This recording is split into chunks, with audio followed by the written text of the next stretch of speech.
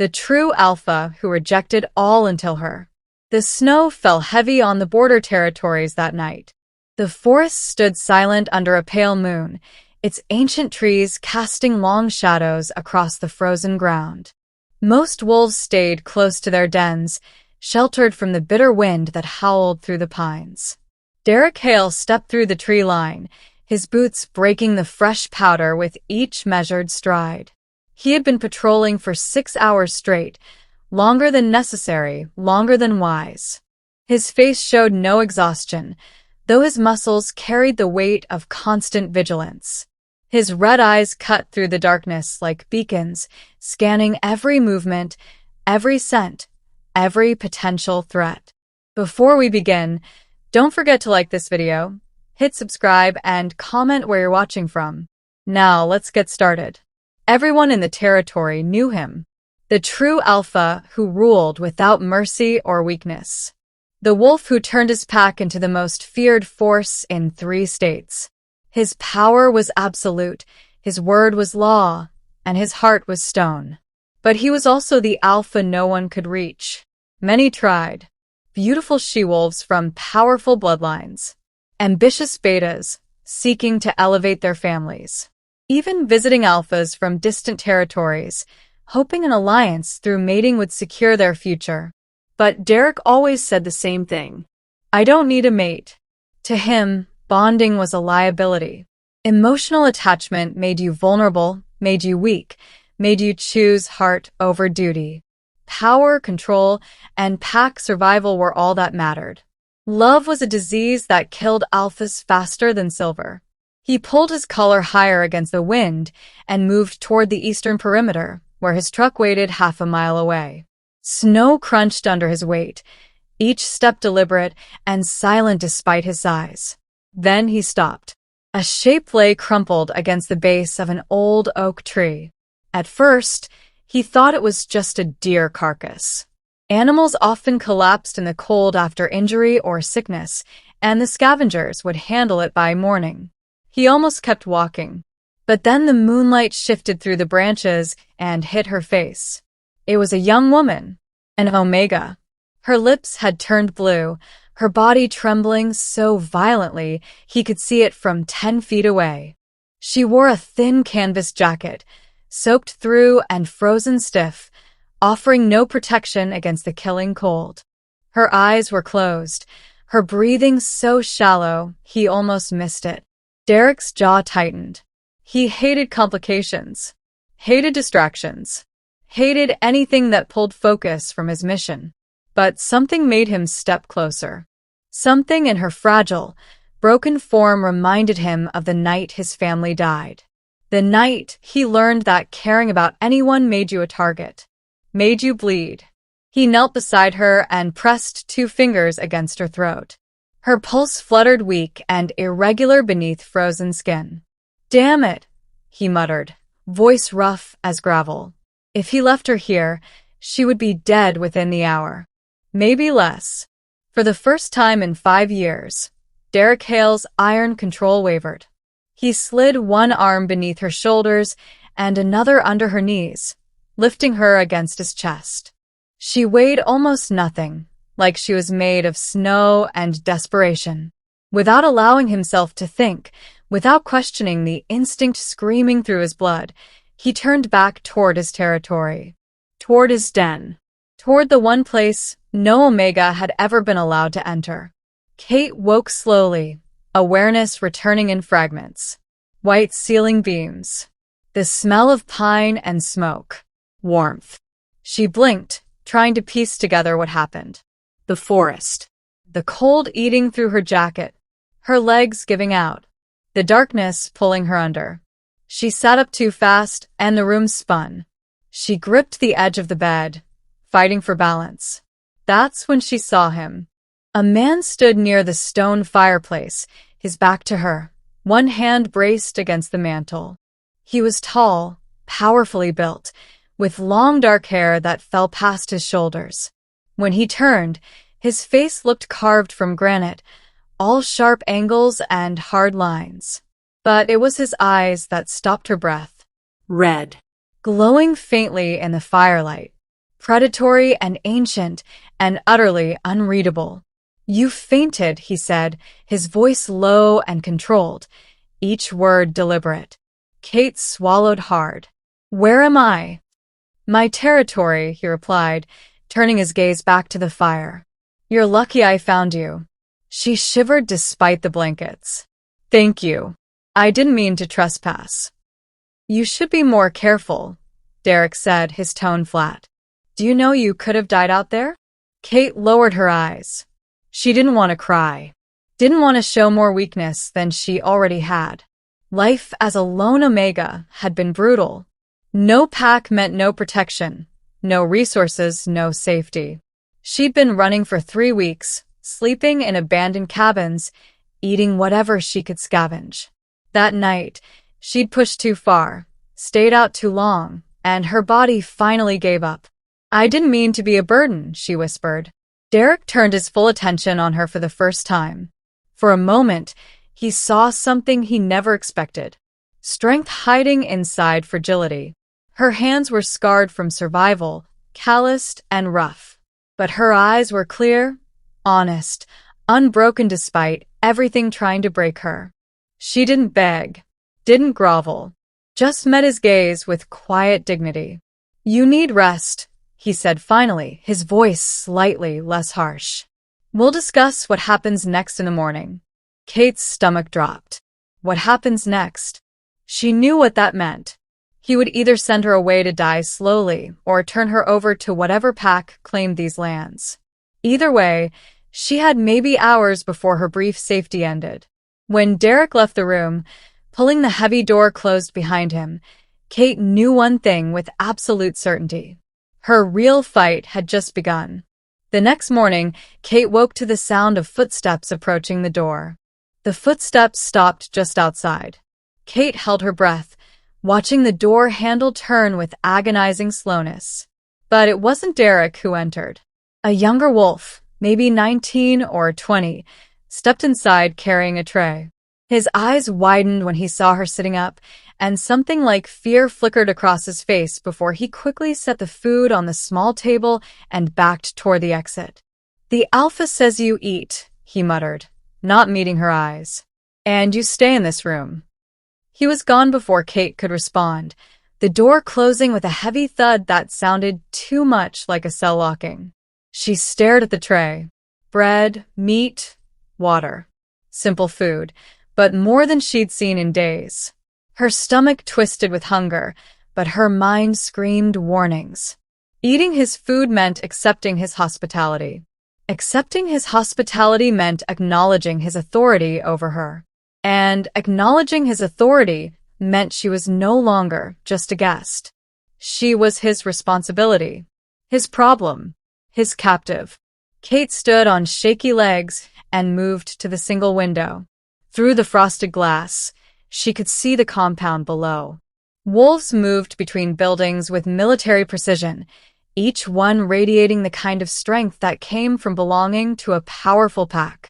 She recognized the hierarchy instantly. Betas, mostly, with a few dominant wolves who carried themselves like they'd earned their rank through blood.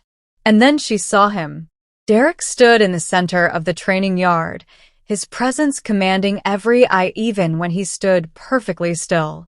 He was speaking to 3 wolves, his posture relaxed but his authority absolute. One of the wolves gestured toward the main house, toward her window, and Derek's head turned slightly. Not enough to look directly at her, but enough that she knew he was aware. Always aware. Kate stepped back from the glass, her heart hammering. She should leave.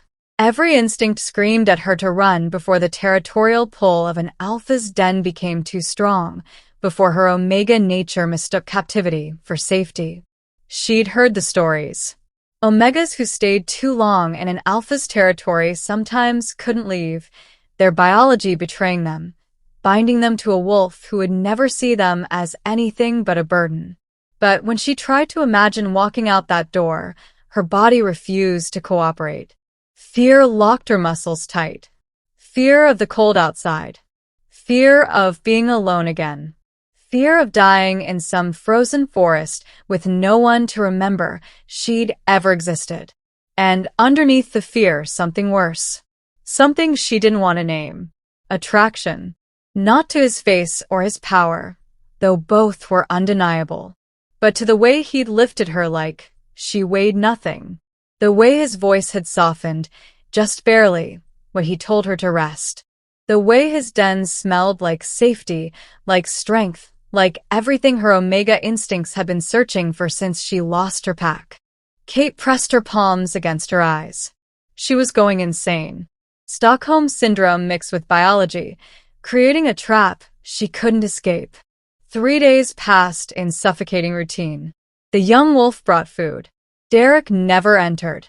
Kate watched from the window as he trained his pack, settled disputes, and prowled the borders like a king surveying his kingdom. He was magnificent and terrible and completely unreachable. On the 4th morning, the door opened without warning. Derek filled the doorway, his red eyes sweeping the room before landing on her. He looked irritated, jaw tight, shoulders tense like he'd rather be anywhere else. "You're still weak," he said, voice clipped. "But you're healing." Kate stood from the bed, keeping her distance. "Then I should go." You can't keep me here." "I'm not keeping you." His eyes flashed brighter for just a moment. "The territory is under threat. Rogues have been spotted near the southern border. You'd be dead within a mile." "That's not your problem." "No," Derek agreed, his voice dropping to something dangerous. "It shouldn't be." The silence stretched between them, heavy with words neither would say. Finally, Derek turned toward the door. "You stay until the threat is cleared." "That's not a request." He left before she could argue, but Kate heard what he didn't say. Heard it in the tension radiating from every line of his body, in the way he couldn't quite meet her eyes. He was as trapped by this as she was. And he hated it. Derek told himself he was simply being practical. An Omega dying on his territory would attract attention, raise questions, create problems he didn't need. That's why he allowed her to remain. That's why he ordered his beta, Marcus, to ensure she had everything necessary. Food, clothing, warmth. Nothing more. But practicality didn't explain why he found himself watching her from across the compound.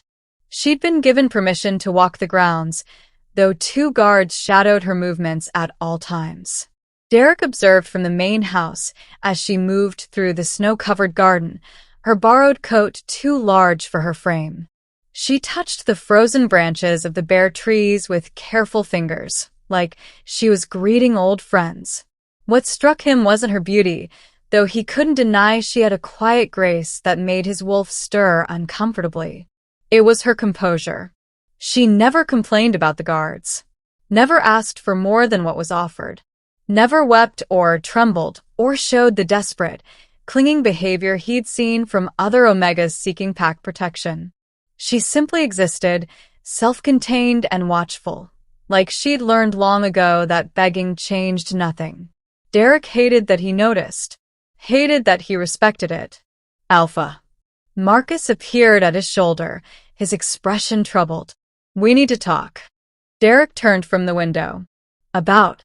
"The pack is talking. About her." Marcus chose his words carefully. "They're wondering why you've kept an Omega under your roof for a week. Some think she's your pet. Others think she's manipulating you.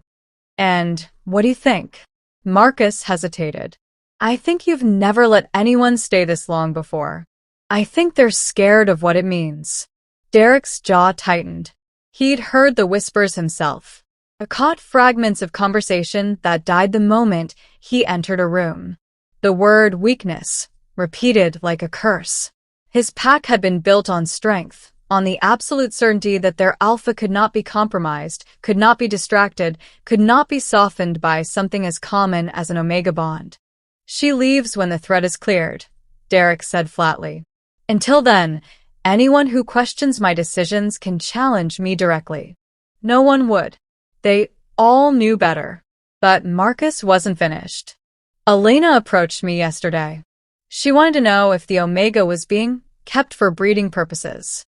Derek's eyes flashed red. Elena should remember her place. She's not the only one asking Alpha. Half the unmated females think you've chosen this Omega over them. They're angry, jealous. Marcus paused. Dangerous. Derek knew jealousy could poison a pack faster than silver. He'd seen it before, watched it tear apart weaker alphas who couldn't maintain control. But sending Kate away to appease his pack felt wrong in a way he couldn't articulate. The thought of her back in that frozen forest, alone and unprotected, made his wolf snarl with territorial fury. Increase her guard, Derek ordered. If anyone approaches her with hostility, I want to know immediately. Marcus nodded, though his expression remained skeptical. And how long do we maintain this, Alpha? How long before the pack demands an answer? Derek had no response, because he didn't have an answer himself. That evening, he watched Kate again from the shadows of the training yard. She sat on the stone bench near the garden's edge, her face tilted toward the dying light. One of the guards said something, and she responded with a small shake of her head. No emotion. No fear. Just quiet refusal. She never asked for anything, never demanded his attention or sought his favor, never played the games other Omegas used to secure their position. And that, Derek realized with growing unease, made her more dangerous than any of them, because she didn't need to play games. She'd already gotten under his skin simply by being exactly who she was. Unbroken, unbowed, unafraid to meet his eyes when he finally crossed the yard and stood before her. You should go inside, he said, voice rough. It's getting cold. Kate looked up at him, those clear eyes seeing far too much. I've survived worse cold than this, Alpha. She had. He knew she had. And he hated that it mattered to him at all. The challenge came 3 days later, swift and brutal as a winter storm.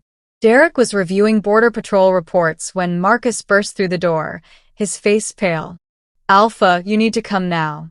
It's Garrett.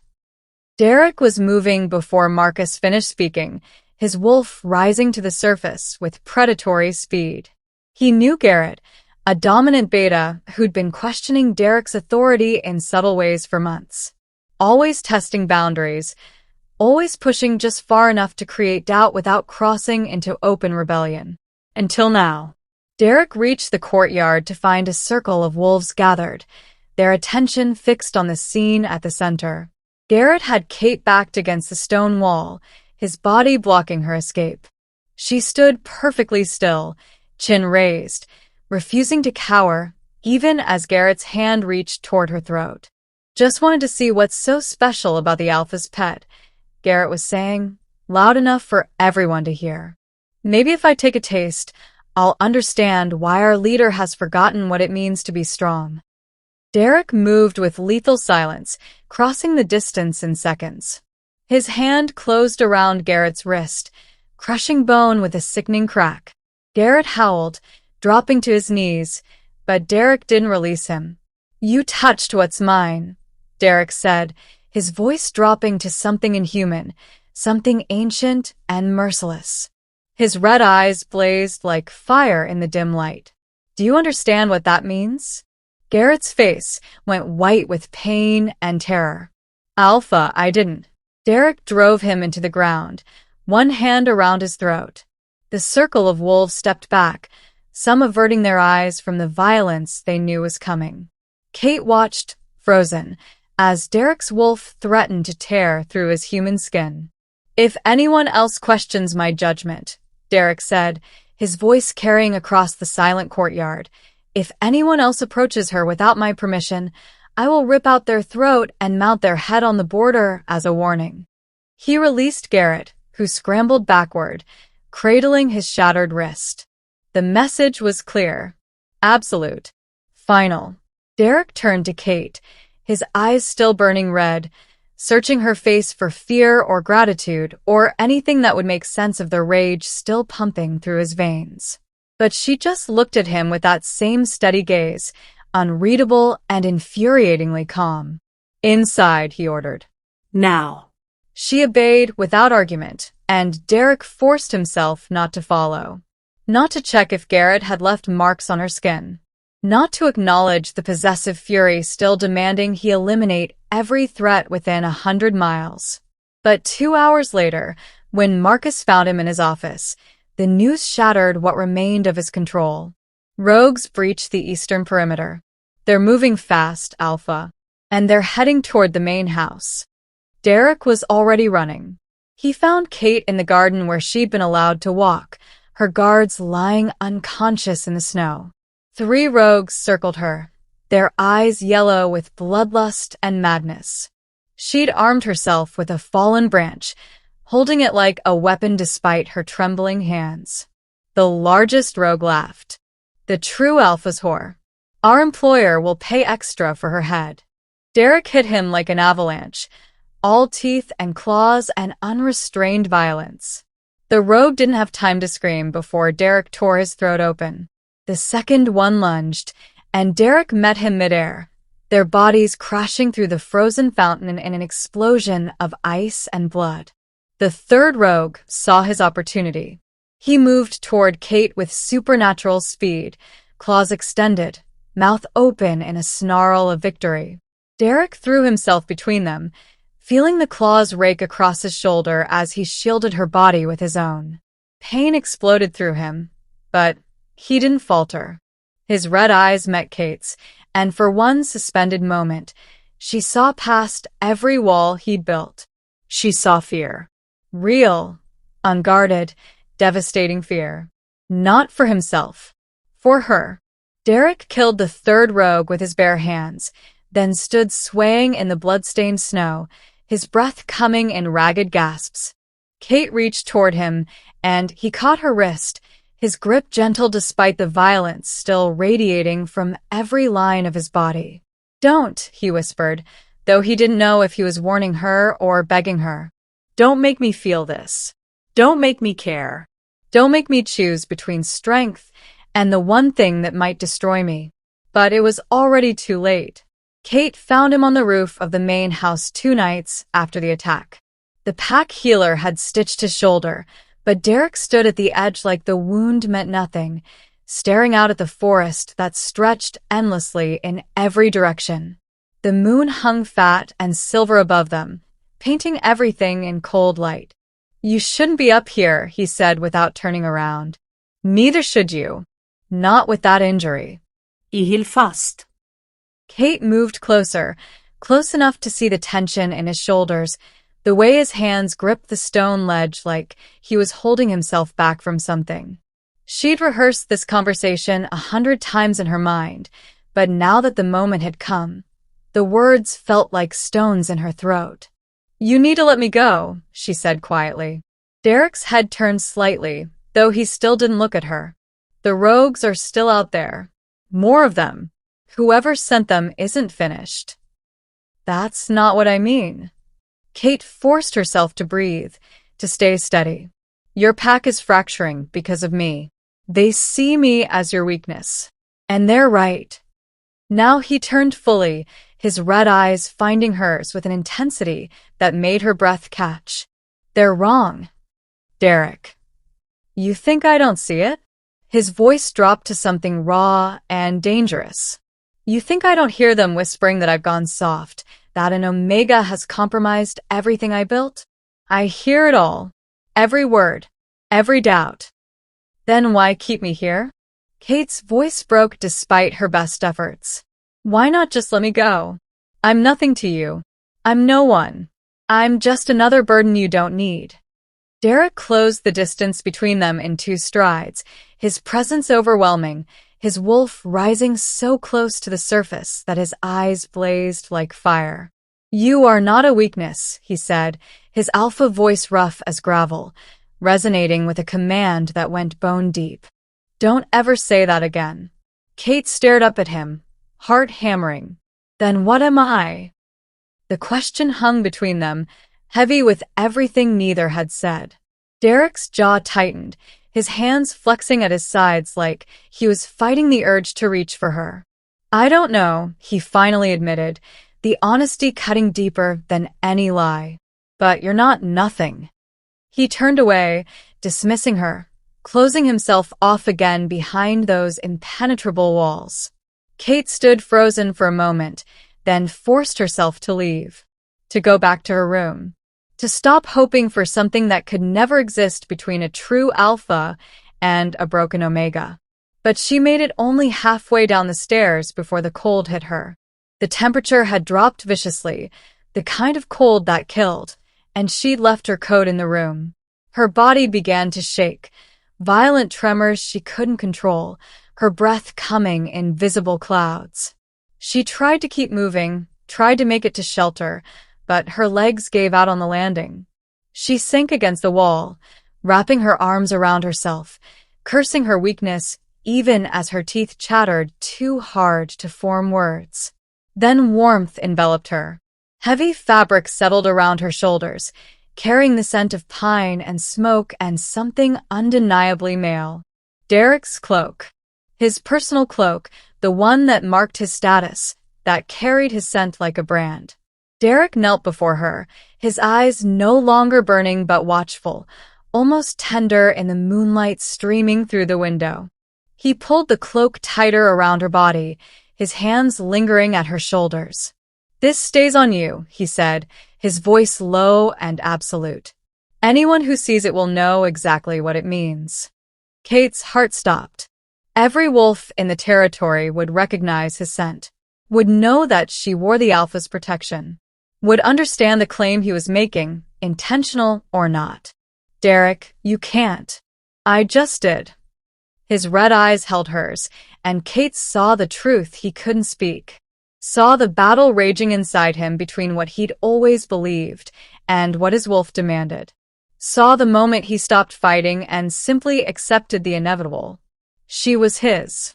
Had been from the moment he lifted her from the snow. And nothing, not tradition or pack politics or his own stubborn pride, was going to change that now. Derek avoided her for 2 days after the cloak. 2 days of watching his pack's reactions, seeing the questions in their eyes, feeling the shift in power dynamics as everyone recalibrated what his claim meant. 2 days of lying to himself that he could still walk away, that he could still maintain the iron control that had defined him for so long. But on the third night, his wolf wouldn't be silenced anymore. He found Kate in the library, a room he'd given her access to when she'd asked so quietly he almost said no out of spite. She sat curled in the leather chair by the window, his cloak still wrapped around her shoulders, a book forgotten in her lap as she stared at the falling snow outside. She looked up when he entered, and something in her expression told him she'd been waiting, expecting this. "You're wearing my cloak," Derek said, voice rough from disuse. "You told me to. I could order you to take it off. But you won't." Kate closed the book, setting it aside with deliberate care. "Because then everyone would know you changed your mind, that you made a claim you weren't willing to keep." Derek moved into the room, his control fracturing with each step. He'd spent 5 years building walls around his heart, convinced that isolation was strength, that emotional detachment was the only way to protect what mattered. He turned away dozens of potential mates, rejected every bond that might make him vulnerable. And then she'd collapsed in his snow, and every wall he'd built started crumbling. "Do you know what you've done to me?" The words came out jagged, barely controlled. "I had everything organized. Everything controlled. My pack was strong because I was strong, and I was strong because I needed nothing. No one." Kate stood slowly, the cloak falling open to reveal the borrowed clothes beneath. "You can still have that. Let me go, Derek. Send me away. You'll forget me in a week." "Don't." His eyes flashed red, brighter than she'd ever seen them, burning with raw, honest power he'd spent years trying to suppress. "Don't lie to me and don't lie to yourself. We both know I couldn't forget you if I tried." The confession hung between them like a living thing, dangerous and beautiful and utterly terrifying. Derek closed the distance, his hands coming up to frame her face with a gentleness that contradicted everything she thought she knew about him. His red eyes held hers, and she saw every emotion he'd tried to bury. Fear. Desire. Need. Rage at his own weakness. And underneath it all, something that looked terrifyingly like devotion. "You broke me," he whispered, his voice cracking on the words. "You broke every rule I made for myself. Every promise I kept about what I would never let myself feel. I told myself for 5 years that love was weakness, that bonding would destroy everything I built. And then you." He stopped, his jaw tightening as he fought for control he no longer possessed. "You shattered every wall I ever built, and you did it just by existing. Just by being exactly who you are." Kate's breath caught, tears burning behind her eyes. "I never asked you to save me. I know. That's what makes it worse." His thumb traced her cheekbone with devastating tenderness. "You never asked for anything. Never played games or manipulated or tried to trap me. You just survived, Kate. You survived everything that should have broken you, and you're still standing here with that quiet strength that makes my wolf howl every time I see you. Derek. I'm done fighting this. Done pretending I can let you go. Done lying to myself that you're just another problem to solve." His eyes blazed brighter, his alpha power filling the room like electricity. "You're mine, Kate. You've been mine since the moment I lifted you from the snow. And if that makes me weak, then I'll be weak. If it destroys everything I built, then let it burn." Kate reached up, her hands covering his, feeling the tremor running through him. Every instinct screamed that she should run, should protect herself from the inevitable pain of loving someone who might still reject her when morning came. But fate had already chosen. The bond had already formed, primal and unbreakable, written in something deeper than choice. "I'm yours," she whispered, the words sealing them both. "And you're mine." Derek's control finally shattered completely. He pulled her against him, his face buried in her hair, breathing her in like she was oxygen itself. His wolf settled for the first time in weeks, finally at peace with what his human half had fought so desperately to deny. He had found his mate, and nothing would ever be the same. The alphas arrived at dawn, 3 days after Derek's confession. Kate watched from the window as the convoy of black vehicles rolled through the gates, disgorging wolves who moved with the casual arrogance of those who'd never known defeat. She recognized the power radiating from them even from this distance. These weren't ordinary pack leaders. These were the old families, the territorial lords who'd ruled their domains for generations. Marcus appeared at her door, his face grim. "The Alpha wants you in the Great Hall. Now." Kate's stomach twisted, but she lifted her chin and followed him down. She still wore Derek's cloak, and she wouldn't remove it. Not for them. Not for anyone. The Great Hall had been transformed into a tribunal. The 3 visiting alphas sat in chairs arranged like judges, their betas flanking them like soldiers. Derek stood in the center, his posture relaxed but his eyes burning red, waiting. He looked at Kate as she entered, and something passed between them. A silent promise. Whatever happened next, they'd face it together. The eldest alpha, a silver-haired man named Lucian, spoke first. His voice carried the weight of centuries. Derek Hale. "We've come because tradition demands it. You've bonded with an Omega, a wolf without pack, without bloodline, without value. This bond weakens not just you, but every true alpha whose strength depends on your example." "My bond is none of your concern," Derek said, his voice deadly calm. "It is when your weakness invites war." Another alpha, younger but no less dangerous, leaned forward. Already the rogues sense vulnerability. Already rival packs are circling, wondering if the true alpha has gone soft. "You've put a target on all our backs because you couldn't control your wolf." "Control?" Derek's laugh was cold and sharp. You speak of control while demanding I reject my mate to satisfy your fear. That's not strength. That's cowardice. The room erupted.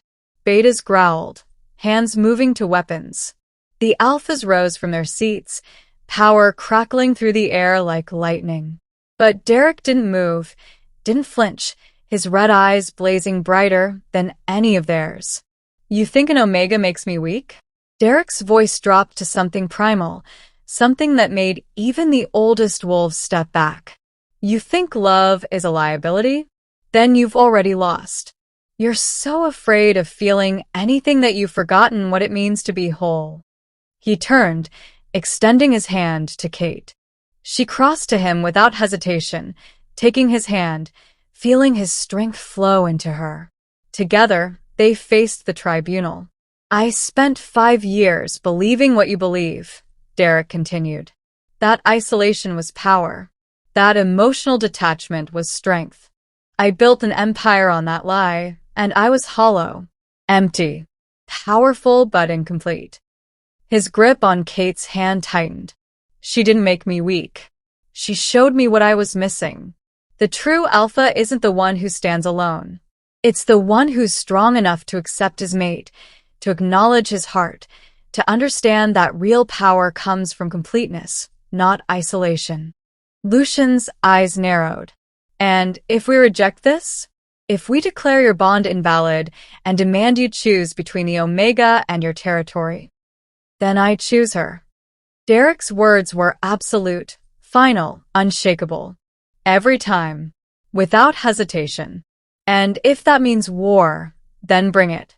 Because I'd rather fight the whole world with her beside me than rule an empire alone. The silence stretched, tense and dangerous. Then Lucian did something unexpected. He smiled, old and knowing and strangely approving. Perhaps you are stronger than we thought. He inclined his head, a gesture of respect from one alpha to another. Time will tell if your choice was wisdom or folly, but it will be your choice to make. They left as swiftly as they'd arrived, and Derek led Kate outside into the falling snow. The pack gathered in the courtyard, watching, waiting to see what their alpha would do next. Derek pulled Kate against him, his cloak wrapping around them both, sheltering them from the cold. His red eyes met hers, and she saw everything he'd become. Not just the true alpha, not just the powerful wolf who commanded respect through fear, but a man who'd learned that love wasn't his weakness. It was his strength, his completion, his truth. Together, he whispered against her hair. Kate smiled, feeling the bond pulse between them, unbreakable and eternal. Together. And in the snow, under the watchful eyes of his pack, Derek Hale finally understood what it meant to be whole. If you enjoy this story, don't forget to like the video, subscribe, and drop a comment. Your support means everything.